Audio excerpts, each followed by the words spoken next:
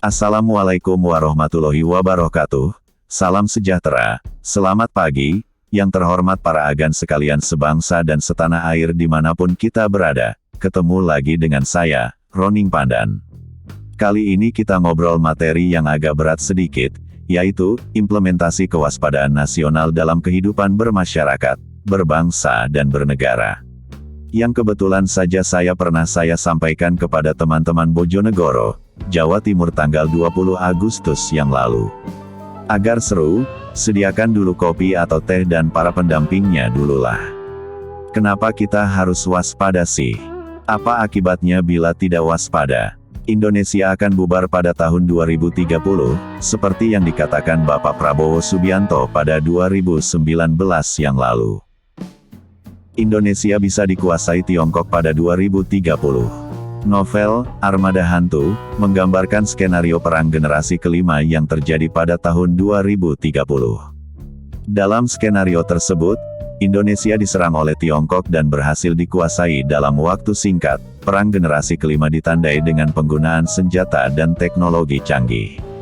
Tiongkok menggunakan drone, kapal selam tanpa awak, dan senjata laser untuk menghancurkan pertahanan Indonesia. Pemerintah Indonesia tidak mampu melawan serangan Tiongkok, hilangnya Indonesia akan menjadi pukulan telak bagi dunia. Indonesia adalah negara besar dengan sumber daya alam yang berlimpah. Novel ini mengajarkan kita bahwa perang generasi kelima dapat mengancam kedaulatan suatu negara, bahkan negara besar seperti Indonesia. Mari kita lihat ulang, apakah Indonesia sedemikian lemahnya?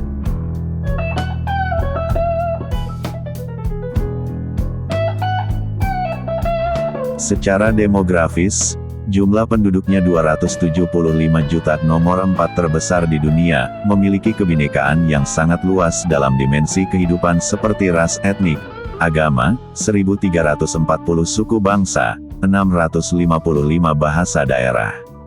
Secara kultural, memiliki ciri budaya kolektivisme dengan keunggulan seperti gotong royong, kekeluargaan, kebersamaan, kebiasaan bermusyawarah, serta toleransi yang tinggi.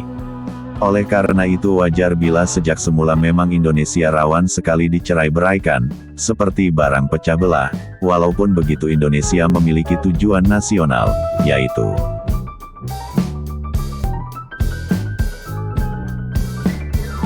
melindungi segenap bangsa Indonesia dan seluruh tumpah darah Indonesia dan seterusnya. Tujuan pertama di atas merupakan tujuan utama negara Indonesia. Tujuan ini mewajibkan bahwa negara Indonesia harus melindungi seluruh rakyatnya, baik dari ancaman internal maupun eksternal.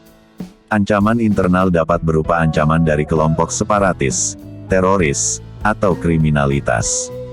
Ancaman eksternal dapat berupa ancaman dari negara lain, baik secara militer maupun non-militer. Untuk bisa melindungi dengan baik, maka perlu waspada dari ancaman kan yang dirumuskan dalam AGHT, yaitu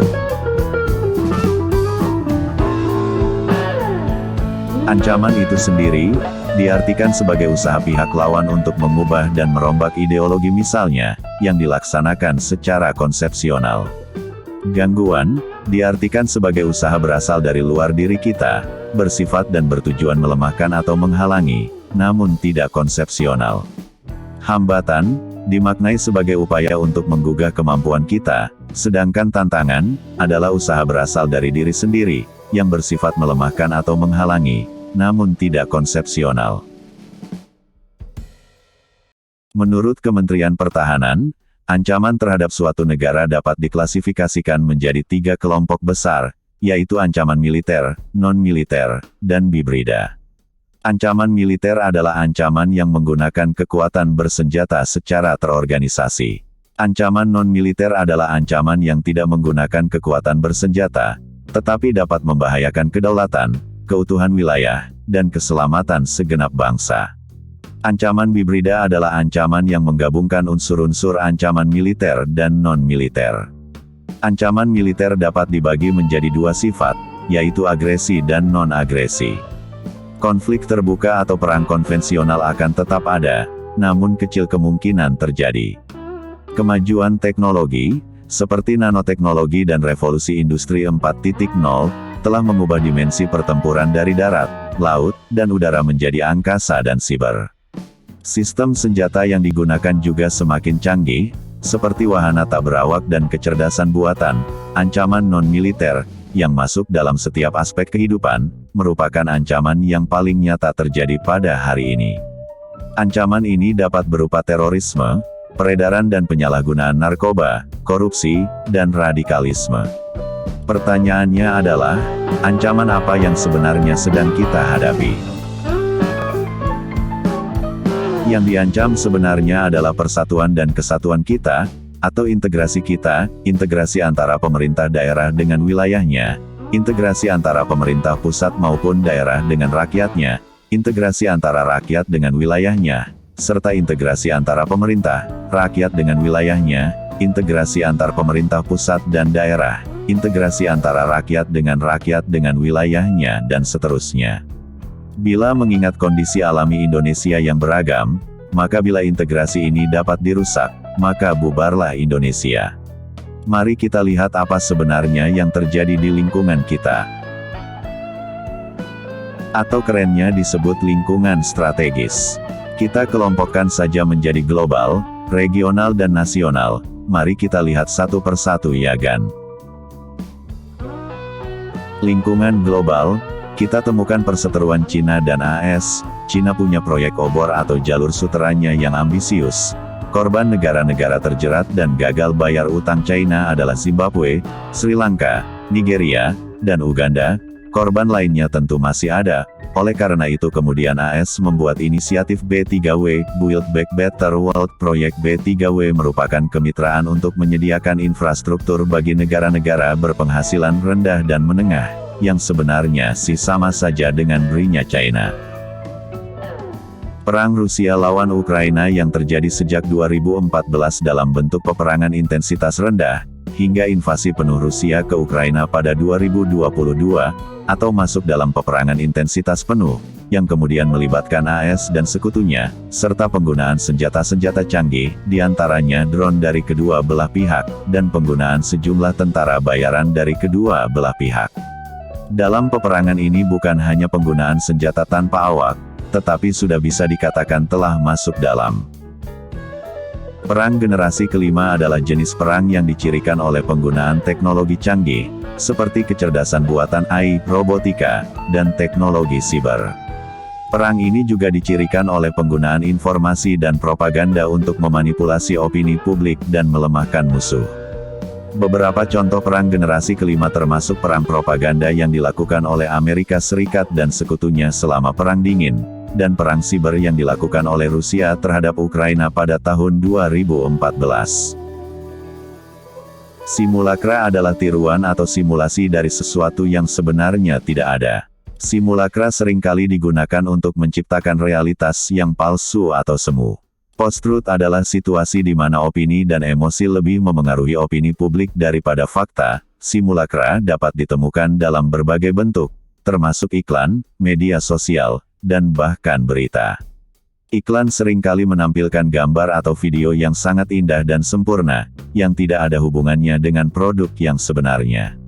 Media sosial dapat digunakan untuk menyebarkan informasi yang salah atau menyesatkan. Berita dapat dimanipulasi untuk mendukung agenda tertentu. Post-truth dapat menjadi ancaman bagi demokrasi dan masyarakat. Ketika orang-orang lebih mempercayai informasi yang sesuai dengan keyakinan mereka, bahkan jika informasi itu salah, maka sulit untuk membangun konsensus atau mencapai solusi yang adil. Pada sisi regional, kita bisa melihat konflik di Myanmar terus berlanjut. Untuk itu diperlukan penyelesaian secara internal faksi di negara itu agar kekerasan dapat segera berakhir. Robert Mattes Michael Tene, Wakil Sekretaris Jenderal DSG, ASEAN untuk Komunitas Politik Keamanan menyatakan para pemimpin ASEAN mengakui adanya kekerasan dan penderitaan di negara itu. Penjelasan ini disampaikan Tene menuturkan bahwa terdapat dua hal yang perlu diperhatikan, yakni pertama adalah konflik di Myanmar masih terus berlanjut dan yang kedua bahwa situasi di Myanmar adalah konflik internal, yang menjadi penyebab konflik di Myanmar adalah diskriminasi. Pada sisi nasional kita akan temukan yang pertama menyenangkan hati kita semua adalah kemenangan Timnas Indonesia setelah menunggu selama 32 tahun untuk menjadi juara SEA Games. Menteri Komunikasi dan Informasi yang secara sengaja menyandungkan dirinya ke antena BTS, yang jumlahnya ratusan loh. Buntutnya ya dia dengan senang hati memakai rumpi KPK yang keren abis itu. Seperti biasa dia cari kambing hitam sana-sini. Kasus narkoba peredaran sabu yang melibatkan Inspektur Jenderal Teddy Minahasa yang merupakan mantan Kapolda Sumatera Barat terus berlanjut. Luar biasa kan Gan? Penduduk Indonesia 270 juta jiwa sebagai pasar potensial narkoba. Jumlah penyalahguna narkoba di Indonesia kurang lebih 4 juta orang. Narkoba telah menyebar ke seluruh pelosok wilayah dan menyasar kalangan anak-anak yang menjadi generasi pangsa pasar. Jalur masuk narkoba di Indonesia terutama melalui jalur laut, wilayah perairan, dan pelabuhan tidak resmi, jalur tikus. Jaringan internasional yang beroperasi di Indonesia yaitu Afrika Barat, Iran, Tiongkok, Pakistan, Malaysia, dan Eropa. Barang bukti 1,6 ton yang diamankan dari kapal Pinguin Union berbendera Singapura yang diamankan di perairan Anambas, Kepulauan Riau oleh petugas gabungan Polri dan Bea Cukai. Ternyata 80% masuknya narkoba ke Indonesia melalui jalur laut dengan pelabuhan-pelabuhan tikusnya. Perdagangan orang juga masih terlihat di negara kita ini, terakhir malah memperdagangkan ginjal segar dari para korbannya serta melibatkan aparat penegak hukum juga. Mendekati pemilu 2024, maka hoaks semakin merajalela. Hal ini berbahaya bagi kelangsungan persatuan dan kesatuan bangsa loh. Kantor polisi menjadi salah satu sasaran utama aksi terorisme di Indonesia. Dalam beberapa tahun terakhir, telah terjadi sejumlah serangan terorisme di kantor polisi di berbagai wilayah Indonesia. Pada tanggal 31 Maret tahun 2023, seorang wanita menyerang Mabes Polri dengan senjata api. Pada tanggal 14 Mei tahun 2018, 4 orang menyerang kantor Polrestabes Surabaya dengan bom bunuh diri. Pada tanggal 13 November tahun 2019, seorang pria menyerang kantor Polrestabes Medan dengan bom bunuh diri. Serangan-serangan ini menunjukkan bahwa terorisme masih menjadi ancaman serius bagi Indonesia. Kelompok kriminal bersenjata KKB Papua masih menjadi ancaman serius bagi keamanan dan stabilitas di Provinsi Papua. Kelompok ini telah melakukan berbagai aksi kekerasan dan teror, baik terhadap aparat keamanan, masyarakat sipil, maupun infrastruktur vital. KKB Papua merupakan kelompok separatis yang menginginkan Papua lepas dari NKRI. Kelompok ini kerap melakukan propaganda dan agitasi untuk membangkitkan sentimen separatis di Papua.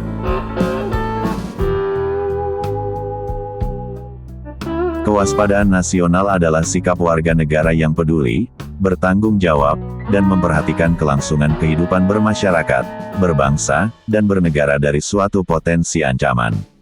Rasa peduli adalah sikap yang mendorong warga negara untuk mengetahui dan memahami potensi ancaman terhadap NKRI. Dengan mengetahui dan memahami potensi ancaman, warga negara dapat lebih waspada dan mengambil tindakan pencegahan. Rasa tanggung jawab adalah sikap yang mendorong warga negara untuk turut serta menjaga kelangsungan kehidupan bermasyarakat, berbangsa, dan bernegara. Dengan memiliki rasa tanggung jawab, warga negara akan lebih aktif dalam berpartisipasi dalam kegiatan-kegiatan yang mendukung ketahanan nasional. Perhatian adalah sikap yang mendorong warga negara untuk selalu memantau perkembangan situasi dan kondisi yang dapat mengancam NKRI. Dengan selalu memantau perkembangan situasi, warga negara dapat lebih cepat mendeteksi potensi ancaman dan mengambil tindakan pencegahan. Kewaspadaan nasional merupakan hal yang penting bagi setiap warga negara Indonesia. Dengan memiliki kewaspadaan nasional yang tinggi, kita dapat menjaga keutuhan dan kedaulatan NKRI dari berbagai potensi ancaman. Kualitas kesiapsiagaan bangsa Indonesia adalah kemampuan bangsa Indonesia untuk menghadapi ancaman. Deteksi, cegah dini adalah upaya untuk mendeteksi dan mencegah ancaman sejak dini.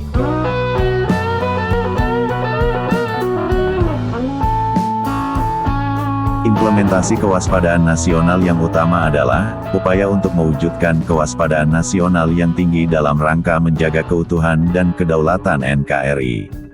Upaya ini dapat dilakukan melalui berbagai cara, salah satunya adalah dengan berani memposisikan diri sebagai bangsa yang berdaulat dan bermartabat, berarti berani membela kedaulatan dan martabat NKRI. Serta memiliki intelijen negara yang handal, berarti memiliki lembaga intelijen yang mampu mendeteksi dan mencegah potensi ancaman sejak dini.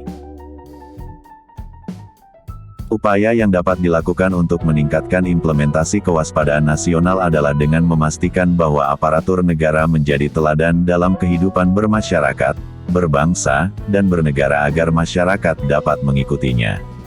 Revolusi mental adalah upaya untuk mengubah cara berpikir dan bertindak masyarakat Indonesia. Revolusi mental akan menghasilkan masyarakat yang berintegritas, pekerja keras, dan gemar bergotong royong.